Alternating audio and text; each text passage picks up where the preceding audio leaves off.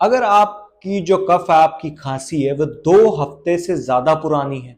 आपको रात के वक्त पसीने आते हैं, आपका वेट लॉस हो रहा है यानी वजन तेजी से गिरता जा रहा है, ये तो कोई इन्फेक्शन नहीं है, ये कोई किस्म खांसी की किस्म नहीं है, आपको टीबी इन्फेक्शन हो सकती है, पल्मोनरी टीबी हो सकती है, पल्मोनरी ट्यूबरकुलोसिस जिसे कहते हैं। तो इसमें कोई सिरप वगैरह तब्दील करने की जरूरत नहीं, फौरन जाके टीबी की टेस्ट करवाएं, क्योंकि जितना आप इसको प्रोलॉन्ग करेंगे वो